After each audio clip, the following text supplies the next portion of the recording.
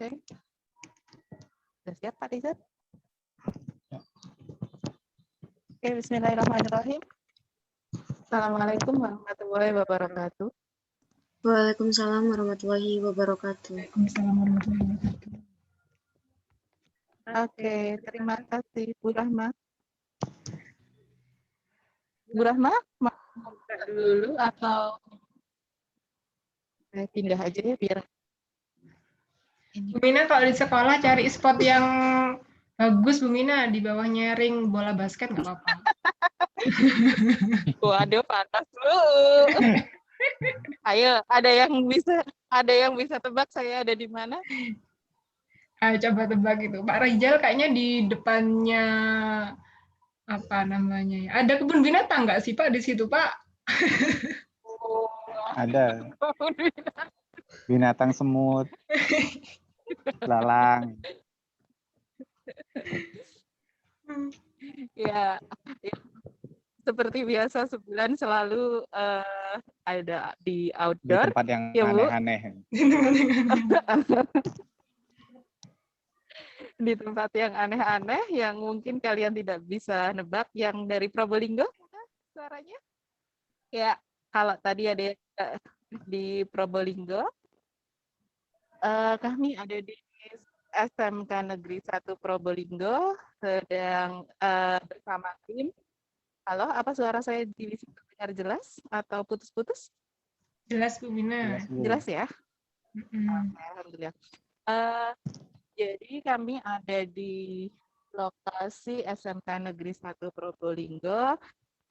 Sok yang orang Probolinggo silahkan, kami ada di sini, ada Bu Putri, ada Bu Arif, dan juga ada Pak Mahfud dan teman-teman yang lainnya. Sebenarnya awalnya rencana kami tidak di SMK ini untuk live-nya, tapi ada di tempat lainnya, tapi ternyata acara workshop-nya belum selesai, akhirnya ya sudah kami putuskan untuk segera memulai di sini. Bu Rahma, monggo apa langsung dimulai atau mau ada sedikit dari Bu Rahma? Nggak apa-apa Bu Mina, insya Allah sudah jelas ya. Saya rasa teman-teman yang hadir di sini sudah tahu tema diskusi kita di siang hari ini, gitu ya, tentang plagiasi yang merupakan salah satu berkas dari penelitian atau berkas dari karya ilmiah, gitu ya.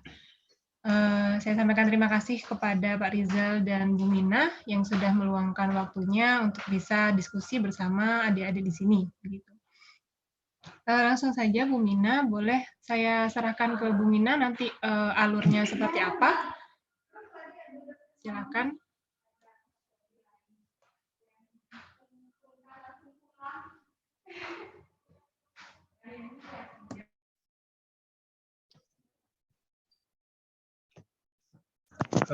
Bu Mina, suaranya masih belum masuk, Bu Mina. Oke, terima kasih Bu Rahma.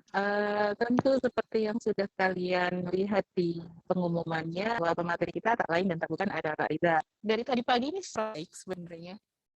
Halo, apa sudah bisa didengar? Ya.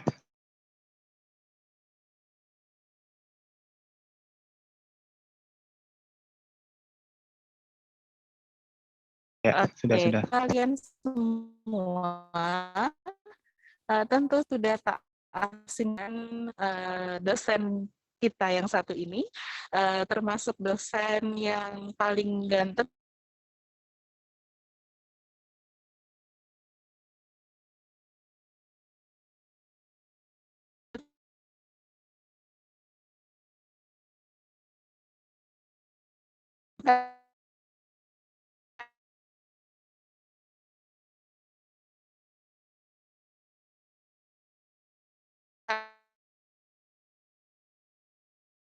Di judul, proposal, dan hasil skripsi mahasiswa itu adalah Bu Winda, gitu ya. Jadi semua sudah dialihkan ke Bu Winda. Nanti yang ingin menyerahkan naskahnya bisa langsung ke Bu Winda saja. Dan tanda tangannya juga, gitu ya. Oke. Terus Ya, dari tadi apa namanya yang Bu Mina sampaikan, plagiasi itu dari definisi atau menyebarkan ide atau data lain gitu, data orang lain itu dengan nama kita sendiri gitu tanpa menyertakan sumbernya. Nah, itu dinamakan plagiasi atau sebenarnya namanya itu adalah plagiarisme. Oke. Halo. Halo ya. Oke. Adzan di sini mau kita teruskan atau kita tunggu break adzan dulu ya, Pak? Tunggu sebentar ya, Bu. Iya. Oke, kita tunggu sebentar ya karena di sini sudah adzan.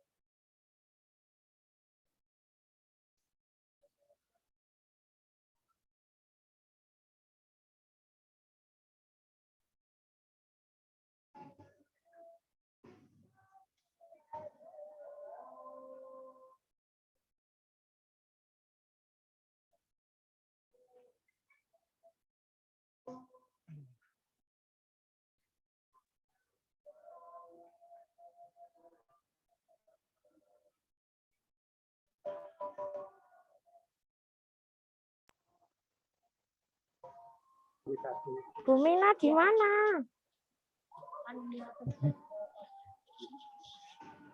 Oke. Gitu. Oke, monggo. Ya. Dilanjut. Oke, jadi tadi yang saya katakan kalau plagiasi itu adalah mengambil karya orang lain gitu ya, atau menyebarkan karya atau ide orang lain itu atas nama diri sendiri tanpa menyertakan sumber.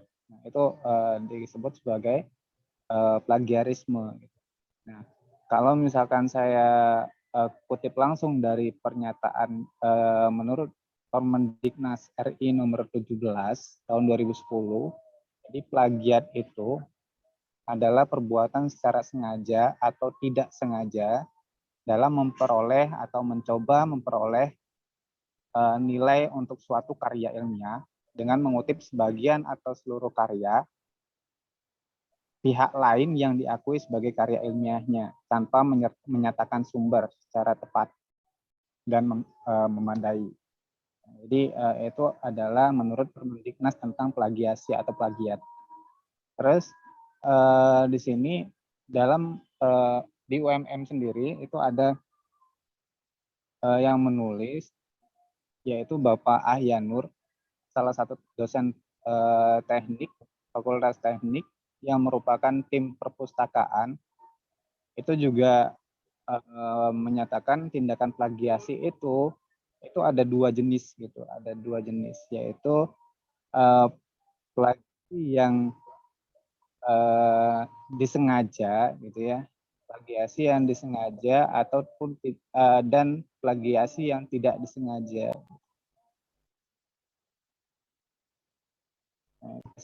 Plagiasi. Jadi ada 2 jenisnya dari Oke, ada yang ada 2 sengaja dan jenis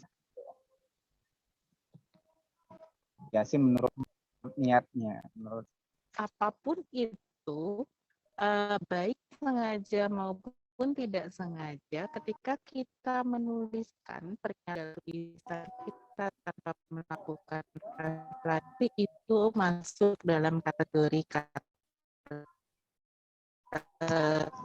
plagiasi. Itu ya, Mbak Rizal ya. maaf Bu Mina, bisa diulang Halo, lagi, Pak saya Rizal, bisa dengar agak suara saya?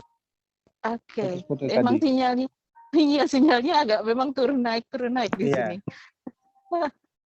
Oke, berarti ketika orang atau seseorang melakukan menuliskan pernyataan baik secara sengaja maupun tidak sengaja itu masuk dalam kategori plagiarisme. Jadi tidak ada alasan itu sengaja maupun tidak sengaja, gitu ya Pak ya. Halo. Iya. Ya, benar Bu.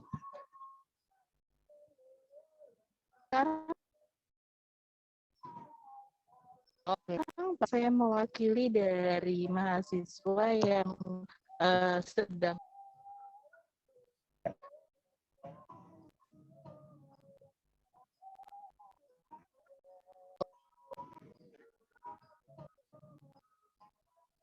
mengapa.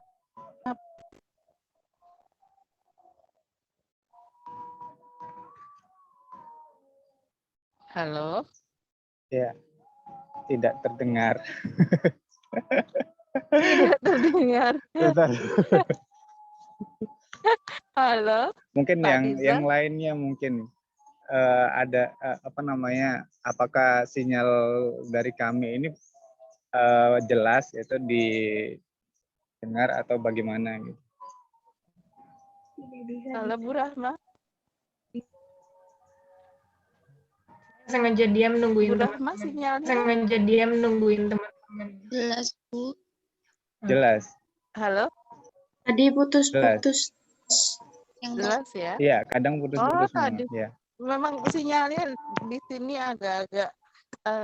agak-agak tidak bersahabat meskipun kita menggunakan sinyal menggunakan apa itu namanya Telkomsel, tetap aja juga posisinya sinyalnya turun naik, malah di dalam kelas tadi kita tidak ada sinyal sama sekali.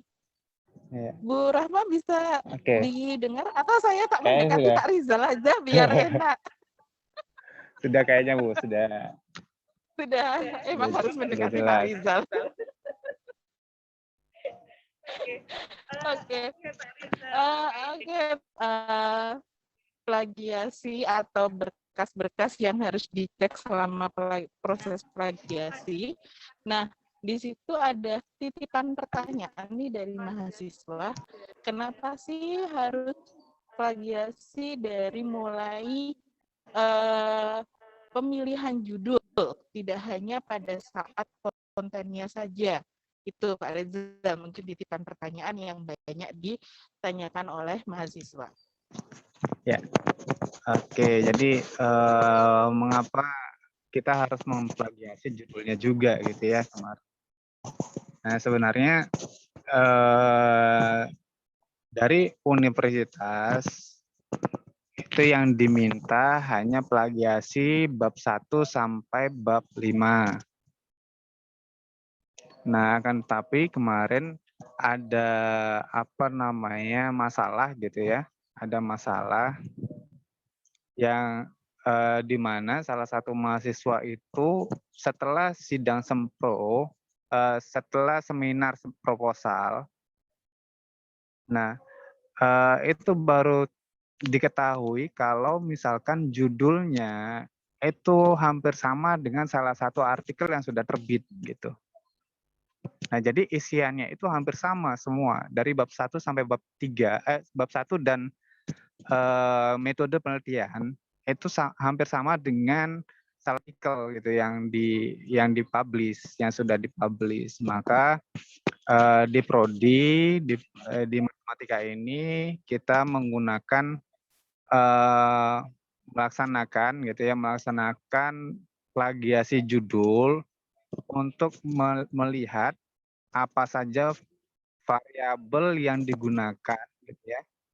Sebenarnya cek plagiasi judul itu, tapi kita hanya melihat beberapa artikel yang menggunakan variabel-variabel yang sama dengan penelitian yang diajukan gitu.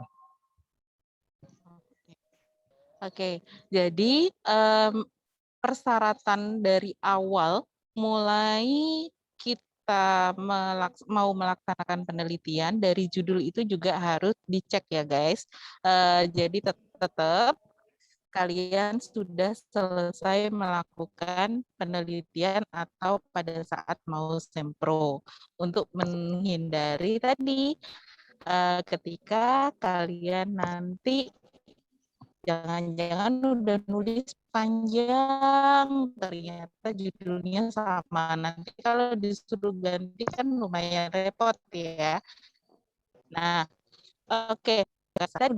Pak Rijal, selanjutnya ini Adi yang boleh melakukan plagiasi. Boleh nggak kalau kita menggunakan aplikasi lain terkait dengan untuk mengecek sendiri tentang besarnya plagiasi kita atau tulisan kita masuk dalam kategori plagiasi atau tidak. Ada standarnya nggak sih Pak? Gitu.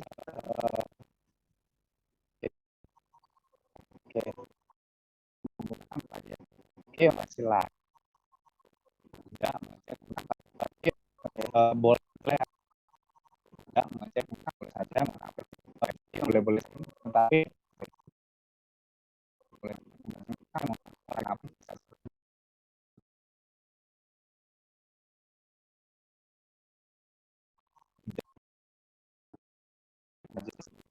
Putus-putus, Pak. semua fakultas itu menyerahkan hasil ini.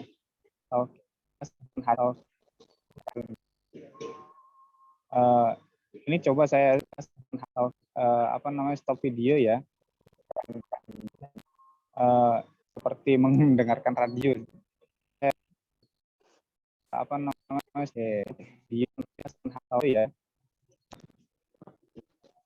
Ya.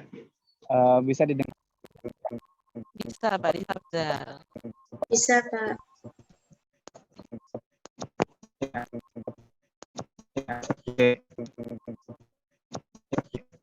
Tidak harus tapi yang dari UNIF itu adalah yang diminta adalah plagiasi, hasil plagiasi yang sudah disediakan oleh gimana?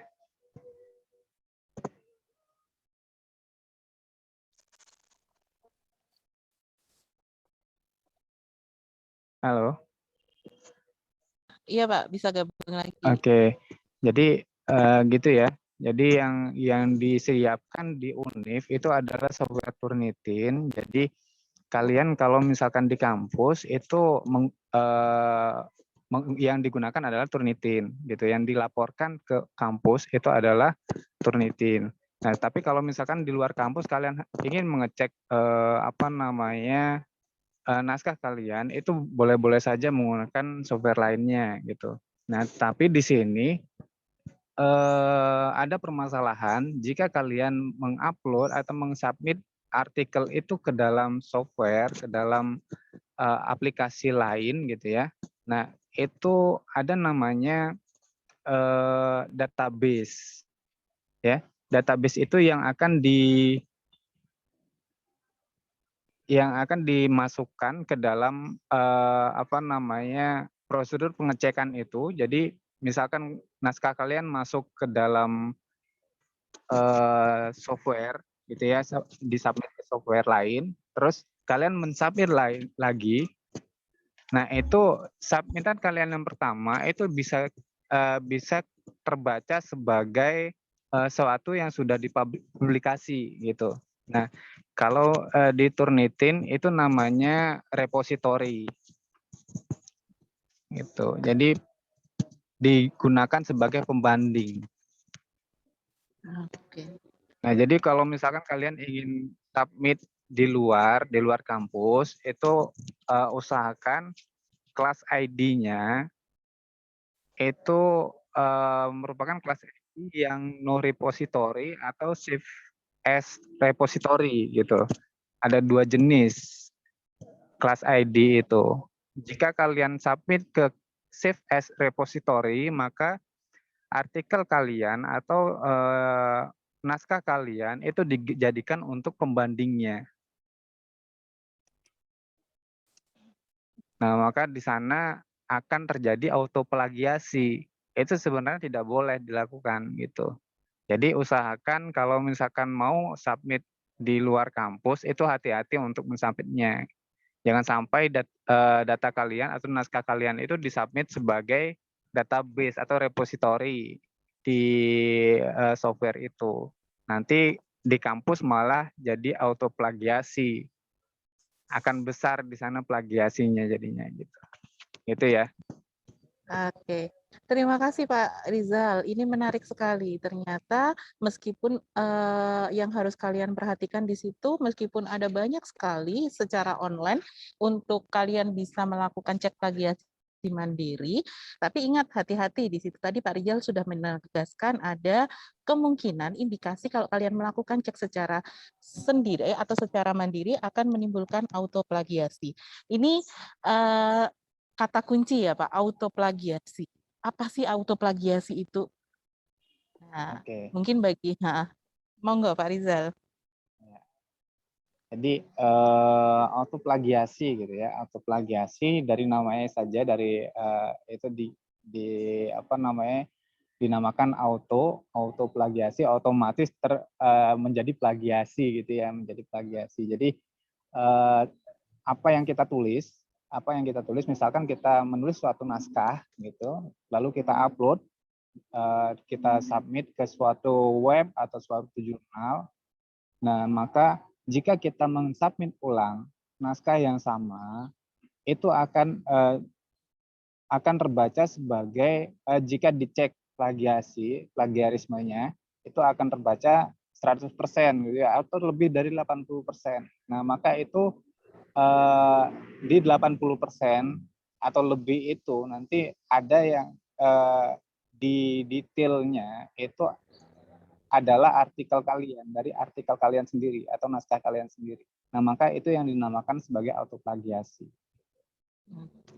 Berarti lebih luas lagi ya, tidak hanya yang namanya plagiasi, tidak hanya kita menyadur apa yang pernyataan atau kalimat hasil penelitian seseorang secara sengaja maupun tidak sengaja, tapi juga dapat juga menyadur atau membuat rujukan atas kalimat kita sendiri, seperti itu ya, baik sengaja maupun tidak sengaja. Nah, ini harus hati-hati ya teman-teman buat yang akan melakukan, yang suka dunia tulis-menulis, baik yang sekarang mau menempuh mata kuliah proposal penelitian maupun yang mau sidang seminar proposal. Nah, itu harus hati-hati. Tadi Pak Rizat menyebutkan ada persentase. Sebenarnya berapa persen sih Pak dikatakan ini masuk, satu tulisan itu masuk unsur plagiasi. Ini kalau dari versi aturan yang ditetapkan oleh universitas. Oke. Ya. Jadi dari universitas itu sudah ditetapkan gitu ya. Jadi kalau skripsi itu yang disubmit adalah naskah skripsi bab 1, bab 2, bab 3, 4 dan 5 gitu. Jadi masing-masing bab itu memiliki standar yang berbeda-beda tergantung dari babnya itu. Jadi bab 1 itu kan sebenarnya menuliskan apa yang latar belakang masalahnya. Jadi tidak akan banyak plagiasi atau mengambil dari naskah orang lain. walaupun kita mengambil referensi, referensi yang di bab 1 itu lebih banyak ke mengutip menggunakan secara tak langsung gitu. Nah, jadi di sana untuk bab 1 itu standar plagiasinya adalah 10%. Gitu. 10%. Ya, 10% untuk standarnya. Jika lebih dari 10%, maka kalian harus memperbaiki itu. Nah, terus di bab 2 ini lebih besar standarnya, lebih tinggi itu. Maksudnya lebih tinggi untuk persentasenya, yaitu 25%. Nah, kenapa bisa lebih tinggi dari bab 1? Bab 2 itu kan kita menulis tinjauan pustaka gitu ya, tinjauan pustakanya. Nah, tinjauan pustaka itu maka kita pasti mengambil lebih banyak dari referensi-referensi itu gitu. Nah, sehingga di sini ditetapkan presentasinya adalah 25%. Gitu. Sedangkan di bab 3 itu metodologi penelitian. Nah, setiap metodologi itu kan hampir sama ya, hampir sama alurnya, prosedurnya hampir sama gitu. Terus apa yang digunakan itu hampir sama, kualitatif sama semua, kualitatif, kuantitatif juga hampir sama semua. Nah, maka di sini metodologi penelitian itu ditetapkan 35%, lebih besar lagi angka persentasenya. Sedangkan untuk bab 4 itu adalah penulisan kita sendiri gitu ya. Jadi yang di bab 4 itu adalah 15% untuk pembahasan. Terus ada yang bab 5 yaitu kesimpulan. Kesimpulan itu pasti mengacunya ke penelitian kita dan menjawab dari latar belakang tujuan masalahnya itu, masalahnya itu. Jadi di sini sangat kecil gitu karena juga di kesimpulan itu penulisannya sedikit, jadi persentase yang distandarkan itu adalah 5% untuk kesimpulan. Itu Bu Mina.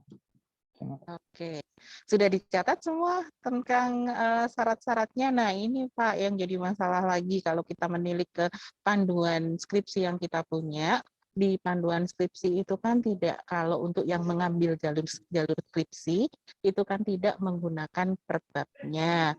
Nah, gimana kan hanya menggunakan poin A, B, C, D atau 1, 2, 3, 4, 5 seperti itu. Apakah mahasiswa harus mengubah dulu ke dalam bentuk per babnya atau dibiarkan saja seperti sistematika yang ada di dalam penulisan buku panduan skripsi itu ketika kita melakukan cek plagiasi? Oke, ya. Jadi dalam penulisan KIS gitu ya. Jadi yang dimaksud di sini kan KIS ya, karya dulu, ilmiah. Pak. Oh, yang skripsi dulu. Oke. Ya, yang skripsi yang itu kan kita skripsi, tidak menggunakan per bab. Iya, benar. Oke. Yang skripsi sebenarnya penulisan skripsi itu sama saja gitu ya. Kita tidak menuliskan per bab tapi menuliskan latar pendahuluan.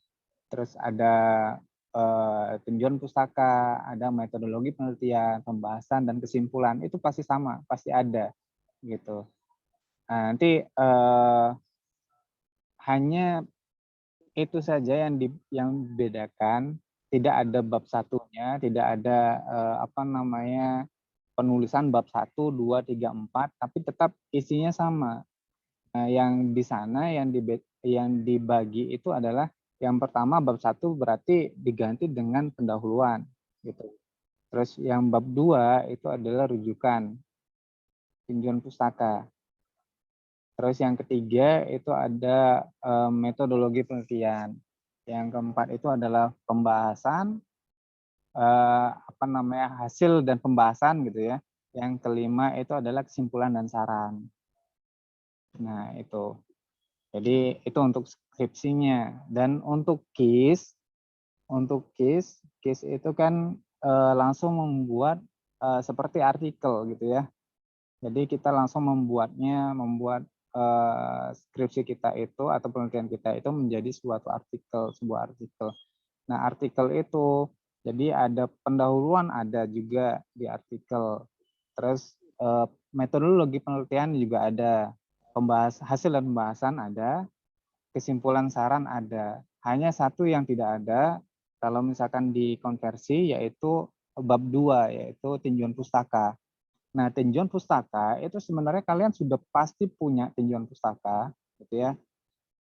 Entah itu kalian gunakan di bab 1 atau gunakan di metodologi penelitian, itu pasti ada. Nah, misal gini, kalian di bab 1 itu menulis tentang bagaimana sih komunikasi matematika misalkan. Nah, pasti kalian merujuk tentang komunikasi matematika itu. Nah, itulah yang dikonversi, itulah yang dibuat lagi, yang di copy paste saja ke dalam bab 2 itu gitu. Jadi secara langsung kalian sebenarnya hanya memindah saja kalimat-kalimat atau paragraf tentang apa yang sudah kalian tulis di bab 1 gitu. Oke, Pak Rizal, itu tadi berkaitan dengan hal-hal yang sifatnya prosentase. Nah, bagaimana sekarang alur atau berkas apa saja sih yang harus kita siapkan ketika kita akan melakukan cek plagiasi ke prodi? Alurnya seperti apa? Kemudian berkasnya harus apa saja?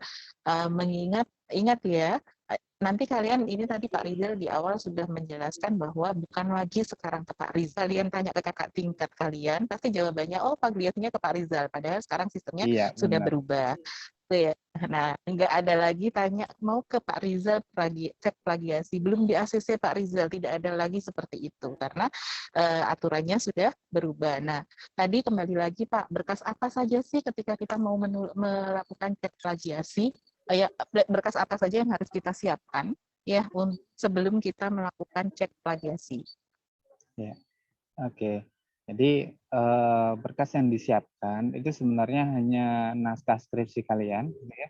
Naskah skripsi yang sudah dibagi per babnya.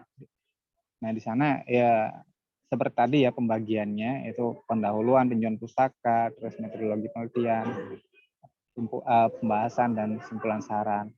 Nah, itu dibagi semua, disendirikan semua itu dalam bentuk dokumen atau Word. Tuh. Nah, jadi bagaimana prosedurnya? Dokumen yang sudah disiapkan itu nanti kalian berikan ke Bu Winda. Nanti bagaimana cara memberikannya, bagaimana cara mengirimkannya, nanti langsung saja tanya ke Bu Winda, apakah lewat email atau lewat WA. Itu sekarang jadi apa namanya Bu Winda yang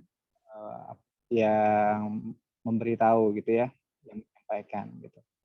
Nah, nanti setelah itu naskah itu akan disubmit ke Turnitin.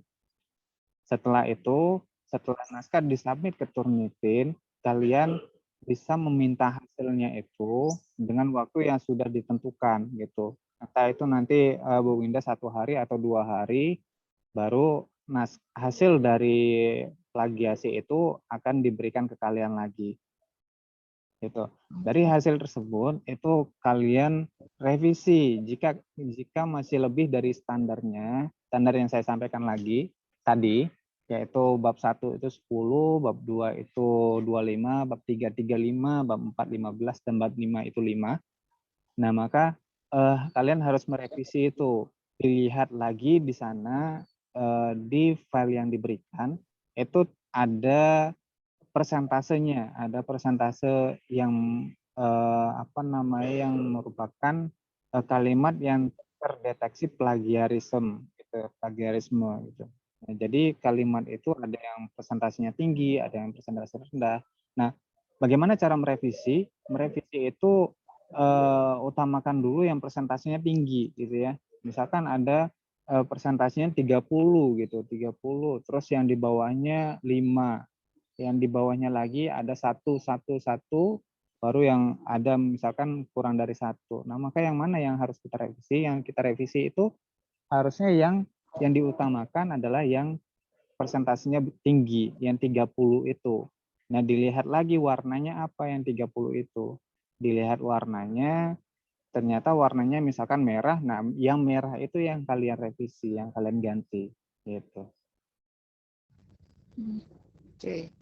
Eh, ada lagi. Nah, ini Bu Rahma sudah screen sharing terkait dengan proses atau prosentase yang nanti akan ditunjukkan. Ada yang 0%, ada yang 1%. Nah, itu ada nama-namanya semua. Kalian bisa cek di sana.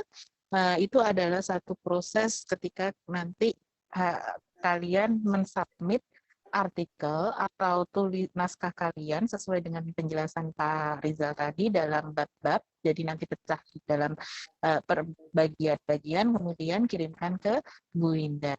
Nah, untuk mendapat setelah kita tadi melakukan revisi, apakah perlu kita juga melakukan upload ulang, Pak? Oke. Ya. Ini harus diupload ulang karena kita akan cek lagi gitu ya. Kita akan cek lagi sampai presentasinya itu memenuhi standar yang diwajibkan oleh UNIF gitu, universitas gitu. Jadi memenuhi standar yang saya katakan tadi. Nah, setelah memenuhi standar baru kalian bisa mengirimkan form cek plagiasi gitu ya, hasil cek plagiasi yang sudah diberikan oleh prodi gitu. Nanti template-nya kan sudah ada, nanti kalian isikan nama dan NIM, terus itu dikirimkan ke Bu Winda gitu.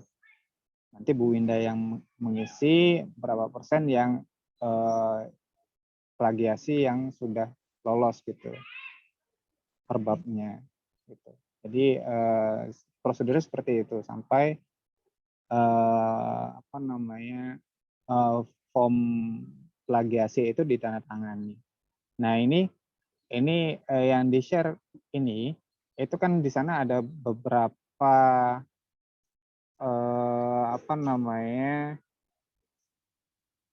angka gitu ya. Jadi ada warna, ada angka gitu.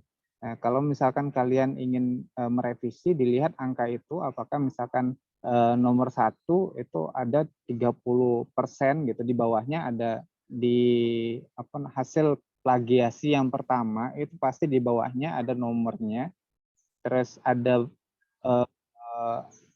sumbernya, ada sumber yang dianggap plagiasi itu dan ada yang namanya persentasenya. Nah, jadi nomornya itu yang kalian lihat di sana. Itu ada nomor 37, 18, 23, 10. Nah, itu dilihat dari persentasenya nanti. Kalian kalau misalkan ingin merevisi, revisi dulu yang tinggi. Misalkan nomor 10 dulu diselesaikan gitu ya. Nah, setelah kalian rasa nomor 10 itu selesai, baru kalian lanjutkan untuk yang di bawahnya gitu. Yang besar persentasenya di bawahnya itu. Seperti itu. Berarti tidak ada batasan ya kapan harus semau sekali, mau 2 kali revisi sampai memenuhi ketentuan yang ditetapkan oleh universitas. Nah, Pak, ya. Sekarang lanjutannya, kalau misalkan di situ bebas, apakah boleh nih saya sore ini atau siang ini sudah mendapat hasil plagiasi dari Mbak Winda. Nah, sorenya saya mau mengirimkan lagi biar segera saya dapat validasi. Boleh nggak seperti itu? Atau ada ketentuan ketika kita melakukan upload atau melakukan plagiasi untuk tahap selanjutnya? Apakah ada jeda waktu yang diperbolehkan atau boleh saat itu juga kita langsung ganti? Ya. Oke. Mengenai itu begini Bu Mina. Jadi yang prosedur yang kemarin itu saya mewajibkan gitu ya. Saya mensyaratkan kalau misalkan plagiasi pertama itu hasilnya akan keluar sehari setelahnya, itu minimal sehari setelahnya. Nah, kenapa seperti itu? Itu karena yang masuk plagiasi yang masuk itu tidak hanya 1 orang gitu ya, tidak hanya 1 orang. Jadi Bu Winda juga masukkan, saya juga ngecek gitu. Saya ngecek, jadi hasilnya itu tidak langsung sehari keluar, tidak langsung keluar gitu ya, maka itu dikembalikan. Nah, lalu kalau misalkan sorenya mau balik lagi itu tidak masalah, tetapi akan dikembalikan lagi 1 sampai 2 hari lagi. Nah, kalau misalkan kalian memplagiasi atau merevisinya sedikit disubmit lagi, sedikit disubmit lagi, nah maka itu akan memperlama revisi yang dilakukan gitu. Jadi revisi dulu semua, baru langsung disubmit. Maka insya Allah 1 sampai 2 kali revisi itu sudah selesai gitu. Nah, untuk maksimal revisinya, kalau yang dengan saya kemarin itu saya berlakukan 3 kali revisi itu harus menemui saya. Apa masalahnya, bagaimana cara merevisinya, itu saya harus tahu gitu. Karena tidak mungkin lebih dari 3 kali itu masih kurang lebih dari standar yang ditentukan gitu. Jadi kemungkinan tidak tahu caranya merevisi. Seperti itu. Oke, Pak Rizal, di screen itu kan ada banyak warna-warni nih. Warnanya tidak hanya ada merah, tapi ada hijau, ada biru, ada kuning, dan lain sebagainya. Maknanya di situ apa sih kaitannya dengan yang di bawah tadi saya lihat? Jadi nanti mahasiswa ketika mendapat hasil plagiasinya tahu apa sih maksudnya yang di sini gitu. Nah, ini kan ada semua nih Pak, ada warna dan juga ada masing-masing di bawah. Ini maksudnya apa? Oke, ya. Di sana di bawah itu kan ada nama, ada nomor, tadi saya sebutkan gitu ya, ada nomornya, nomor sumbernya. Terus yang kedua itu di kolom kedua itu ada namanya, nama sumbernya. Lalu yang ketiga, di kolom ketiga itu ada persentasenya. Nah, itu sebenarnya kita bisa melihat dari nomornya saja, gitu ya, dari nomornya saja. Atau kalau misalkan terlalu banyak, itu bisa dilihat dari warnanya itu. Jadi warna itu hanya membedakan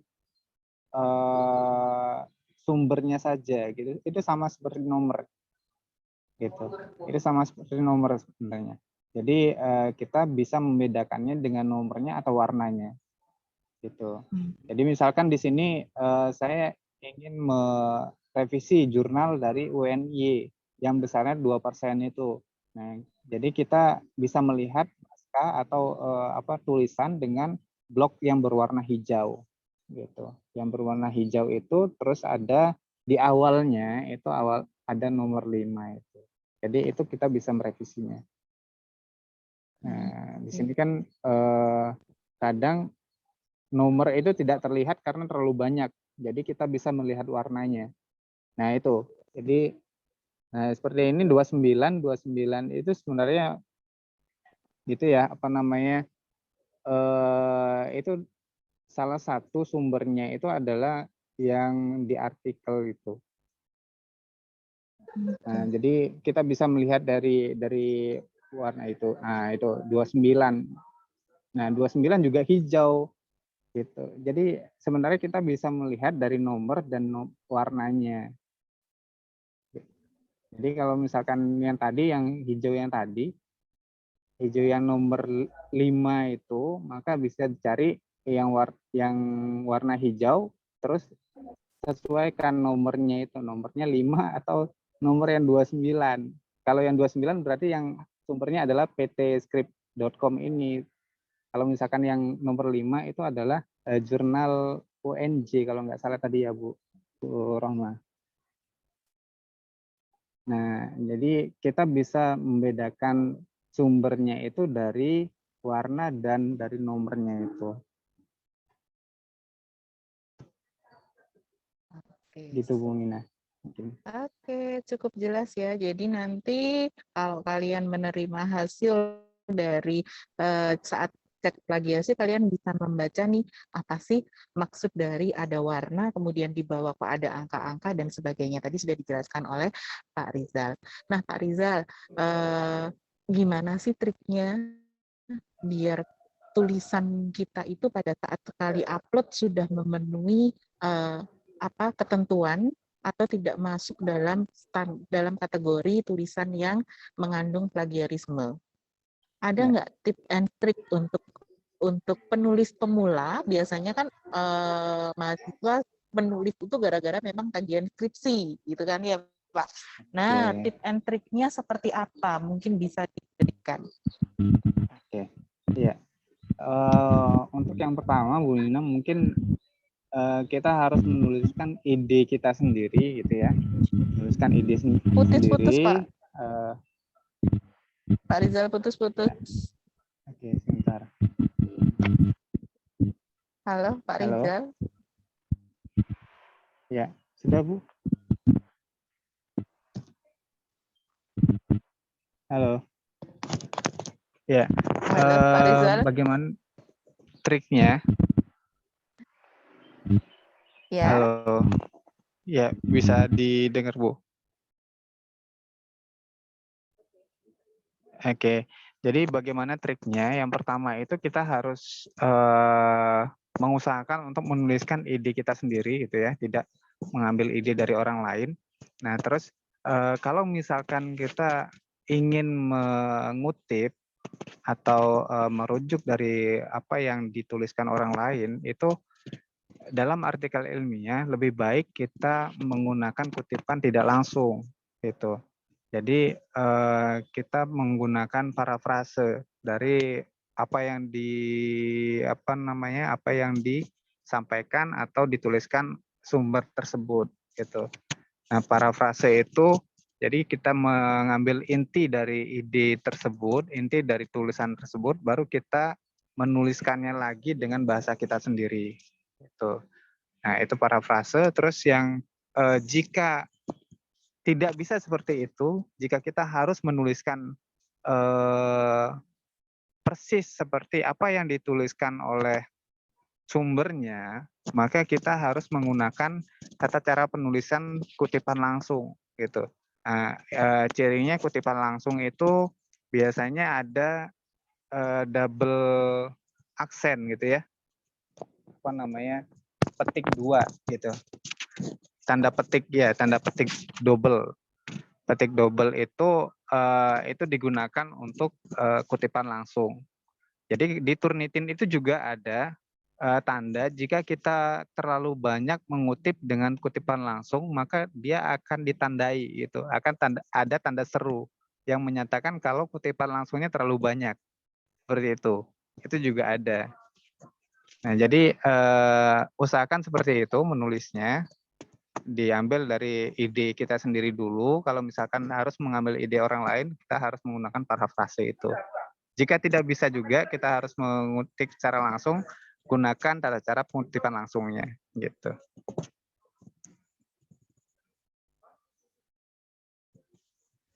Oke, terima kasih banyak Pak Rizal.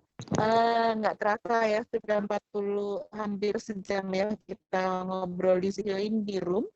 Ada yang mau ditanyakan?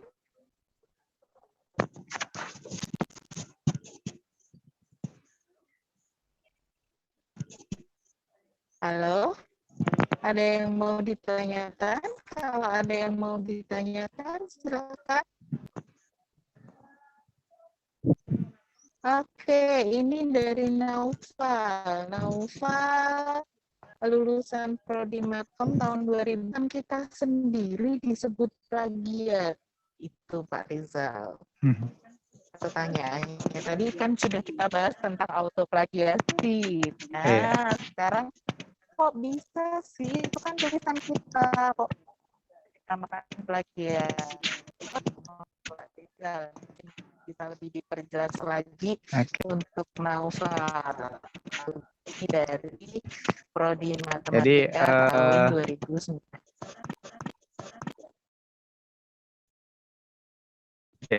Jadi yang melakukan plagiasi itu kan adalah maksudnya yang memplagiasi atau mengecek plagiasi itu kan suatu alat, tidak mungkin orang langsung yang mengecek.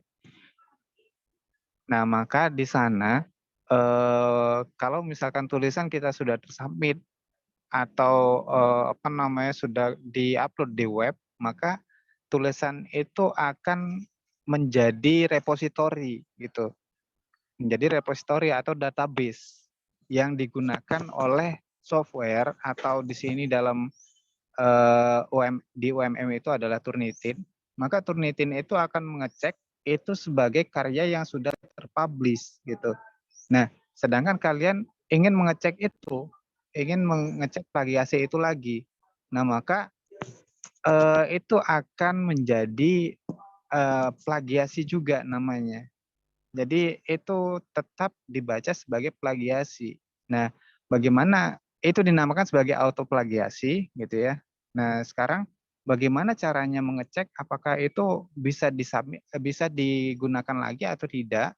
Nah, itu adalah hak dari yang petugas dari pengecek itu. Nah, sekarang dilihat lagi artikelnya, sumbernya itu apakah dia merupakan sumber yang sama atau yang sedang dikerjakan atau memang sumber yang berbeda gitu.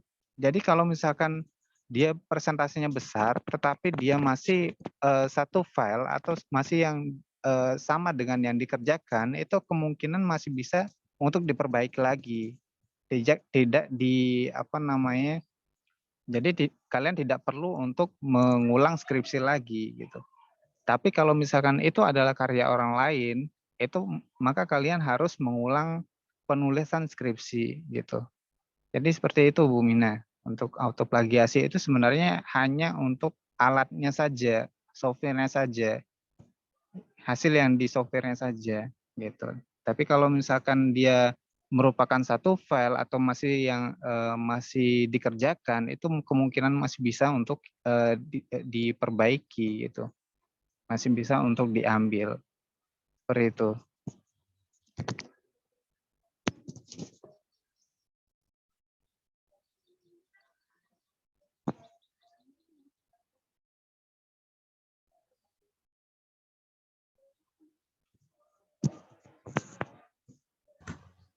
Bu Mina belum di-unmute ya.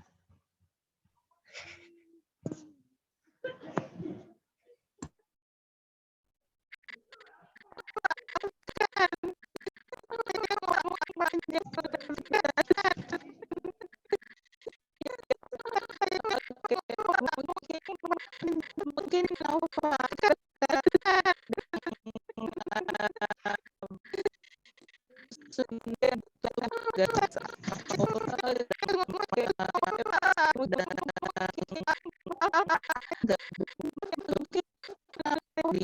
di judulnya aja tanya dulunya, tapi body juicy-nya, kontennya tetap juicy. Bisa nggak itu juga bisa nggak itu juga tidak menjadi satu kemungkinan ya, tidak menjadi halo yang tetap juicy-nya. Bisa nggak mungkin gini, autoplagiasi itu juga kenapa juga menjadi satu syarat yang tidak diperbolehkan di cerdas itu, sehingga pengen mengakali alat, pengennya itu nanti di riwayat atau di kurikulum vitae-nya itu dia punya banyak ya punya dia hanya mengganti apa yang seperti itu juga dia aslinya apa yang seperti itu termasuk ya paling belakang mungkin ini udah terakhir gitu ya.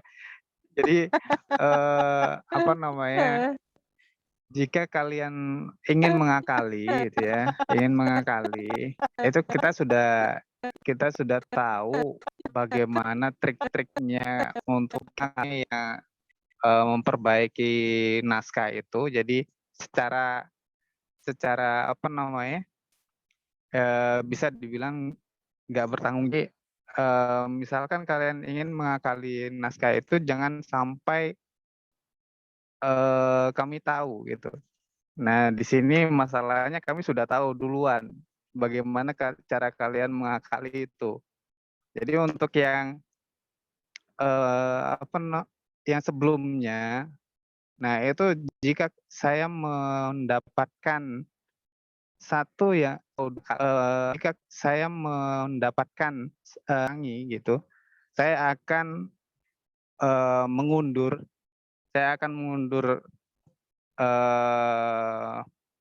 cek plagiasi itu sampai ke periode berikutnya.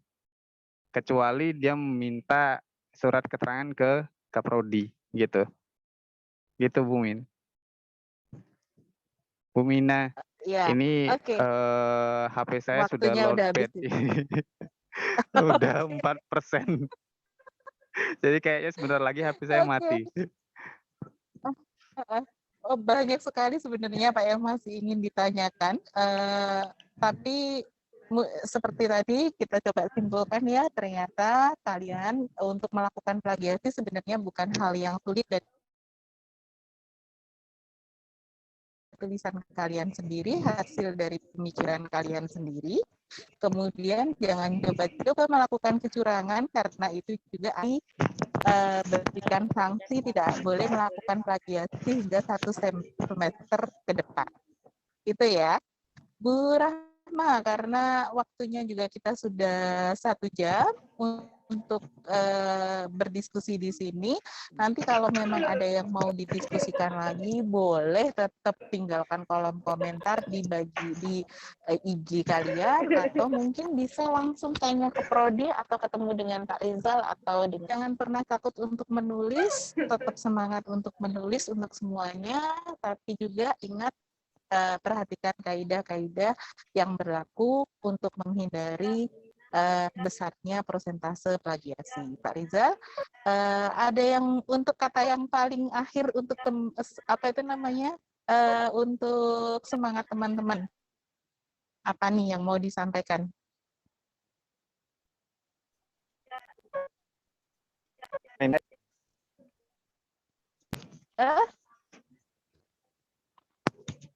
Oke, Pak Rizal sepertinya sudah di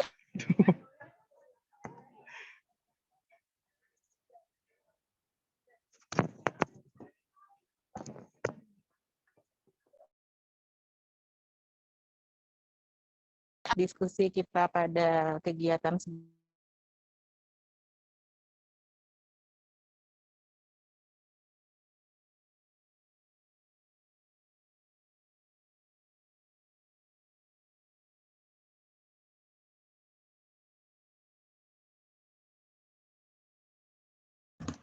Oke, Bu Mina di mute lagi. Udah, enggak, tadi sinyalnya jelek, jadi saya sempat keluar room. Oke, Bu Rahma, itu sepertinya cukup untuk diskusi dengan Pak Rizal pada hari ini. Nanti mungkin kalau ada pertanyaan terkait plagiasi, kemudian hal-hal apa yang harus dipersiapkan tentang berkas-berkas itu, untuk lebih lanjutnya kita bisa diskusi lagi kalau di kesempatan kita offline ataupun kita langsung tanya ke Prodi. Itu Bu Rahma, saya kembalikan ke Prodi. Oke, kayak moderatornya saya, moderatornya Bu Mina padahal. Oke, terima kasih teman-teman Bu Mina dan Pak Rizal. Kalau sudah menipis itu matikan aja Pak, nanti kebakaran. Oke, terima kasih teman-teman atas kehadirannya. Kalau masih ada pertanyaan, boleh silakan didiskusikan ya. Teman-teman juga punya dosen pendamping, ada juga IG kita. Insya Allah nanti admin bakalan bersedia menjawab ya, meskipun nggak on time gitu ya jawabnya ya, karena banyak kegiatan juga. Terima kasih banyak sekali lagi kepada 2 pemateri, oke, satunya moderator ya, pemateri kita dan juga moderator kita, Bu Mina dan juga Pak Rizal. Untuk tema kita di semester ini, insya Allah kita akan fokus membahas tentang berkas dan instrumen penelitian ya. Jadi mengingat banyaknya yang harus diperbaiki dan disempurnakan gitu ya terkait dengan berkas dan instrumen penelitian yang teman-teman siapkan untuk penelitian tentunya. Oke, sampai ketemu di kesempatan selanjutnya. Terima kasih banyak. Mohon maaf jika ada salah. Wassalamualaikum warahmatullahi wabarakatuh. Waalaikumsalam warahmatullahi wabarakatuh. Waalaikumsalam.